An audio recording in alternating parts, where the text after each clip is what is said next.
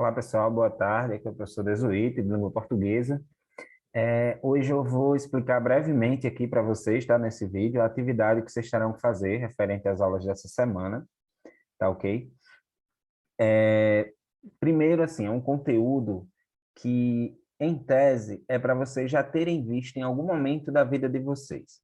Seja no ensino fundamental 1 ou até mesmo ano passado, no sexto ano. Alguns alunos podem ter visto, outros não, porque como foi um ano mais atribulado, eu não sei como foi passado o conteúdo do livro didático de português para vocês no sexto ano.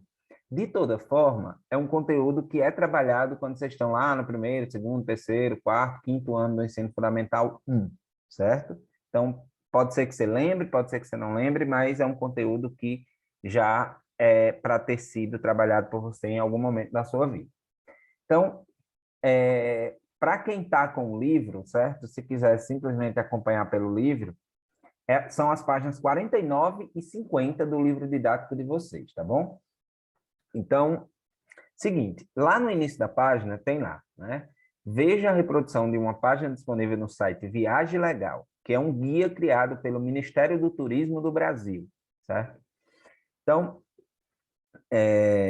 a página do site, né, tem lá uma imagem de uma mala, o nome Viagem Legal, e aí tem o título de uma matéria dizendo o seguinte: confira como evitar problemas e ter uma boa viagem. Dúvidas, ligue para. E aí tem um número que está um pouco ilegível, né, nessa versão digital do livro, mas quem tiver com o livro físico vai conseguir enxergar melhor esse número. Mas enfim, não importa porque a gente não vai ligar para ele agora, né? E em seguida tem algumas guias do site, né? Que é a guia Home, que em inglês significa casa, mas quando aparece em um site, quer dizer que é a página inicial do site. Então, se eu quiser ir para a página inicial desse site, eu clico nessa aba aí, Home. Tem a aba Transporte, tem a aba Pacote, tem a aba Saúde, a aba Turista e a aba Mais Dicas. Como está destacado de amarelo aí, a gente subentende que a pessoa que estava navegando nesse site clicou na aba Transporte. E aí apareceu aí isso aí que diz o seguinte, esse texto que diz o seguinte: transporte, passagem e bagagem. Saiba como se organizar e evitar imprevistos que podem comprometer a sua viagem. E aí tem a imagem de um carrinho e de um avião ao lado desse texto. E aqui a fonte de onde o texto foi tirado, né? O site www.viagelegal.turismo.gov.br/transporte. O acesso foi feito em setembro de 2018. E aí tem 8 questões, apesar de serem muitas, são questões bem simples que dá para fazer simplesmente observando a imagem, certo? E interpretando com coisas que você já sabe. Vou ler as perguntas para vocês e, se for o caso, eu posso tirar, já tentar prever algumas eventuais dúvidas. Caso eu não comente algo que você tenha dúvida aqui, basta você falar comigo no privado, tirando a sua dúvida, ok? Então, vamos lá. Primeira coisa. Segundo os dados disponíveis, qual é o objetivo do site? Ou seja, esse site foi feito para quê? Para orientar o quê? Para orientar quem? Para passar que tipo de informação? Qual é o objetivo do site? Questão 2. Qual é a vantagem de consultar esse tipo de informações em um site de uma instituição pública? Só para deixar claro, o Ministério do Turismo é uma instituição pública, certo? Então, o site, ele aliás, essas informações que estão sendo passadas por esse site configuram-se como informações de uma instituição pública. Então, a pergunta é, qual é a vantagem de consultar esse tipo de informação nesse tipo de site? Responda basicamente pensando em por que que é positivo, que aqui eu já estou dizendo que é positivo, que é uma vantagem, que é vantajoso consultar nesse site. Então, o que você vai basicamente dizer é quais são essas vantagens ou qual é a vantagem de fazer a consulta nesse tipo de site. Terceira questão. Considerando o funcionamento dos sites, o que pode explicar o destaque amarelo na palavra transporte? Eu já respondi no início do vídeo, então se você voltar, você vai saber qual é a resposta dessa pergunta aqui. Eu já falei lá no início. 4. Compare as palavras viagem, com J, e viagem, com G. Qual é a classificação morfológica de cada uma delas? Para essa questão aqui, eu preciso explicar um pouco melhor o que é uma classificação morfológica, tá, pessoal? Que eu não sei se vocês lembram, não sei se foi trabalhado com vocês ano passado, mas quando eu falo de classificação morfológica, eu estou falando de dizer a qual classe de palavra determinada palavra pertence. Ah, professor, e o que danado é classe de palavras? Resumindo, classe de palavras são aquelas classificaçõezinhas que a gente dá à palavra de acordo com para que ela serve dentro da frase. Então, a gente tem a classe dos substantivos, que são palavras usadas para dar nome às coisas. A gente tem a classe dos adjetivos, que é a classe utilizada quando a palavra quer qualificar um substantivo, apresentar uma característica de um substantivo. A gente tem os numerais, que são aquelas palavras que se referem a questões numéricas, como o número 1, 2, 3, 4, o primeiro, segundo, terceiro, um quarto, um triplo, metade, isso são numerais, tá? São palavras que remetem a números. A gente tem os verbos, que são aquelas palavras que, resumindo, assim, falando bem grosseiramente, seriam as palavras que remetem às ações do verbo ou que exprimem um estado do sujeito representado naquela frase, certo? Então, se eu digo eu estou em casa, ou eu sou bonito, eu sou feio, aqui sou está referindo-se a um estado desse ser. Mas se eu digo eu como mortadela, eu corro uma maratona, a palavra correr e a palavra comer estão expressando ações do sujeito. Então, isso são verbos. Além disso, eu tenho advérbios, eu tenho conjunções, preposições, são classificações morfológicas das palavras. Então, o que é que você vai precisar saber aqui, certo? Basicamente, você vai ter que identificar qual dessas duas palavras é um verbo e qual dessas duas palavras é um substantivo. Já estou dando a dica para vocês de que só pode ser uma dessas duas. Uma delas é verbo ou a outra é substantivo. Uma está dando nome a alguma coisa e uma está representando uma ação, digamos assim. Certo? Então, basicamente, você vai identificar qual é qual e escrever. A viagem é substantivo ou verbo. E viagem, com J, é substantivo ou verbo. É isso que você vai responder nessa questão 4. Na questão 5, você vai ler em voz alta essas duas palavras, prestando atenção à maneira como pronunciamos os fonemas representados pelas letras G e J. A diferença entre eles, primeiro ponto, o que é fonema? Fonema, pessoal, é uma unidade de som, certo? Fonema é diferente de letra. Letra é o sinal gráfico, é aquilo que a gente, digamos assim, desenha para representar um som na escrita. Já o fonema é o som propriamente dito, é aquilo que a gente escuta, ou seja, é um pedacinho de som que é usado para compor uma palavra, certo? Então, é importante vocês saberem a diferença disso para vocês poderem entender o que essa questão está pedindo. Essa questão está perguntando a vocês se há diferença entre o som do G na palavra viagem e o som do J na palavra viagem. O som é igual ou é diferente? É basicamente isso que você vai responder. Se há ou se não há diferença entre esses dois sons. Ou melhor dizendo, entre os sons que são reproduzidos a partir dessas duas letras, né? Questão 6. Em que outras palavras da página ocorre o fonema representado pela letra G em viagem? Tem duas palavras aí, pessoal, na página, tem duas palavras aqui que esse som j aparece. Quais são essas duas palavras? Você vai identificá-las e escrever aqui na questão 6. Na questão 7, está perguntando o seguinte: que palavra do texto comprova que a letra G pode representar dois fonemas diferentes? Que palavra do texto comprova que a letra G pode representar dois fonemas de forma diferente? Ou seja,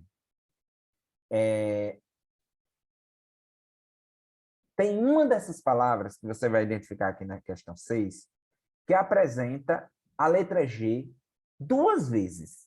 Na mesma palavra tem a letra G se repetindo duas vezes, certo? Nessa palavra, a letra G, em um dos pontos onde ela aparece, ela tem um som e no outro ela tem um outro som. O que vocês vão perceber é que a letra G, mesmo sendo a mesma letra, ela vai ter sons diferentes em cada um dos pontos da palavra em que ela aparece. Então, a pergunta está pedindo basicamente para vocês dizerem qual é essa palavra que apresenta duas letras Gs apresentando sons diferentes. Mesma letra, sons diferentes. Tá? É uma das duas palavras que você vai colocar aqui na questão 6. Fica a dica. Questão 8. Na palavra ligue, a letra G representa o mesmo fonema que se pronuncia em passagem ou em legal. Então, ligue, a letra G, que tem aí em gui, ela refere-se ao mesmo som da letra G em passagem ou ao mesmo som da letra G em legal. Explique a produção do fonema recorrendo ao conceito de dígrafo. O que é dígrafo? Dígrafo é um grupo de duas letras que representam um único som. Por exemplo, na palavra milho, o LH são duas letras, mas quando você fala mi, lho, o lho é um som só. Esse LH, ele, mesmo sendo duas letras, ele está representando um único som. Então, nesse caso, eu quero que você, quando for responder a questão 8, explique como o fonema da palavra ligue foi produzido, certo? Porque a gente tem aí, na verdade, duas letras sendo usadas para reproduzir um único som. Quais são essas duas letras na palavra ligue que referem-se a um som só? Tá bem fácil. Só que vocês têm que se concentrar para entender o que a questão está pedindo, tá bom? Primeiro você vai dizer se aliás, em qual dessas duas palavras o G tem o mesmo som que tem na palavra ligue, e depois você vai explicar a produção do fonema recorrendo a esse conceito de dígrafo, ou seja, dizer quais duas letras se juntaram para formar um som só na palavra ligue. Continuando, na página 50, diz o seguinte: é muito comum que as pessoas tenham dúvida no momento de escrever palavras em que um fonema pode ser representado tanto por G quanto por J. Ou seja, o G e o J produzem o mesmo som. Como é que eu sei, então, com qual das duas letras eu vou escrever a palavra? Perceba que aqui eu estou falando de som e de escrita, de fonema e de grafema, de fonema e de letra, certo? Então, o fonema ele pode ser o mesmo, mas a letra ela pode ser G ou pode ser J, dependendo de qual é a palavra que vocês vão redigir. Então, há algumas regras para você saber se deve usar o G ou se deve usar o J quando eles tiverem o mesmo som. Primeiro, em palavras derivadas de outras com G, eu sempre vou escrever com G. Então, quando eu tenho engessar, vem de gesso, gesso é com G. Então, engessar nunca vai poder ser escrito com J. Se eu tenho congelar, vem de gelo, gelo é com G. Então, eu não posso escrever congelar com J. Agilizar, agilizar vem de ágil. Então, agilizar tem que ser escrito com G também, porque ágil é com G. E assim vai. Segunda regra, para uso do G, tá, pessoal? Em palavras terminadas em agem, igen e ugem. Então, garagem termina com agem, então já sei que vou ter que escrever com G.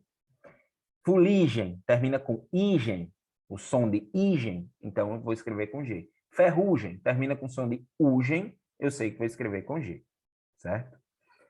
Por último, para usar o G, eu tenho uma regra das palavras terminadas em ágil, égio e ígio. Aliás, ágil, égio, ígio, ógio e úgio. Então, a palavra pedágio vai ser com G porque ela termina em ágil. A palavra privilégio vai ser com G porque ela termina em égio. Litígio, relógio, refúgio e assim sucessivamente, certo? Professor, e como usar o J? Quando é que eu sei que eu tenho que usar o J?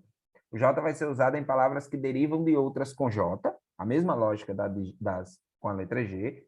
Então, laranjeira, eu escrevo com J, por quê? Porque laranja é escrito com J.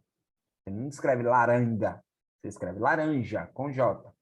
Lojista, é escrito com J? Porque loja é escrito com J.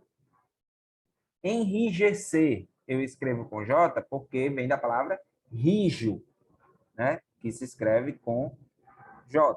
E assim vai. Outro uso que é exclusivo do J, quando o som for esse de J, vai ser nos verbos terminados em jar. Então, quando for verbo e a terminação desse verbo, na forma nominal dele, for jar.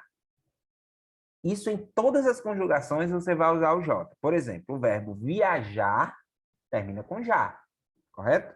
Então, esse verbo conjugado, por exemplo, se você quiser usar ele no passado e dizer eu viajei, vai ser com J, porque ele está na função de verbo, tá?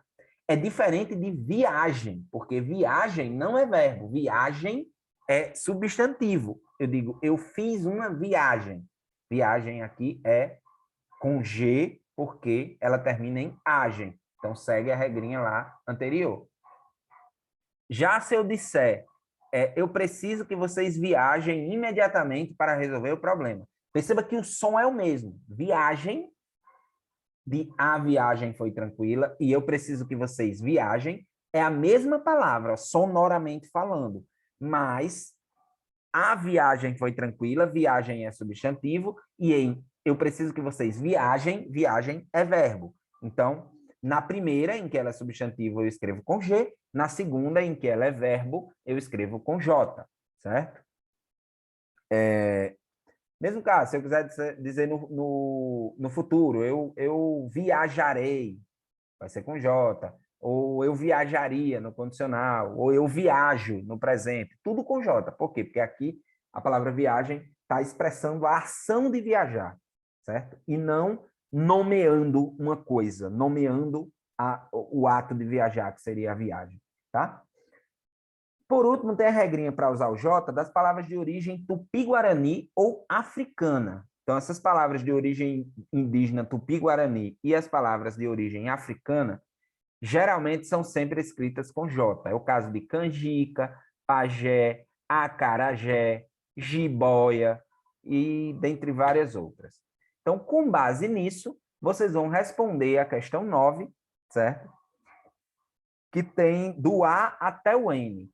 A gente tem aí, no caso, uma descrição de uma coisa, certo? Então, as respostas a essas descrições, elas vão ser sempre uma palavra que contém G ou que contém J, com som de J, certo? Então, por exemplo, a letra A, população das Américas desde antes das chegadas dos colonizadores. É um tipo de povo que vivia nas Américas antes da chegada do colonizador. Eu vou dar essa resposta da letra A, mas não vou dizer com qual das duas letras escreve, porque o desafio maior é justamente esse. Vocês saberem se escreve com G ou com J. Então, aqui a resposta da A seria indígenas. Indígenas. Então, indígenas vai ser escrito com G ou vai ser escrito com J? Indígenas, perdão. A letra B, tipo de serpente não venenosa que se alimenta de pequenos animais que são mortos pela pressão do seu corpo. É um tipo de cobra, certo? Uma serpente, que não tem veneno, mas mata os animais enrolando ela no corpo, certo? É um nome que começa com J. J. Eu quero que vocês digam, eu acho que eu até falei agora há pouco. É sinônimo de imundície, de mancha, certo? Algo que é muito sujo. Como é que a gente fala? Sujeira. Já dei a resposta aqui, só que você vai ter que saber se escreve com G ou com J. Som emitido pelos bois. O que é que o boi faz? O boi faz tem um nomezinho que tem letra J nele, certo? Letra E, termo sintático que exerce ou sofre ação expressa pelo verbo. Ou seja, aquele de quem a oração fala. Sintaticamente vai ser o sujeito, na letra E. A resposta é sujeito. Resta você saber se escreve com G ou com J e escrever, tá? E aí vai. Se tiver algum que você realmente não consiga identificar, podem me perguntar no privado, que eu dou a resposta gravando o áudio, mas o desafio de vocês é saber se escreve com G ou com J. Mas é legal que vocês tentem adivinhar as palavras que eu não respondi aqui, tá bom? Então, pessoal, por hoje era isso, certo? Se tiverem dúvidas, só me perguntar, estou por aqui. Tchau.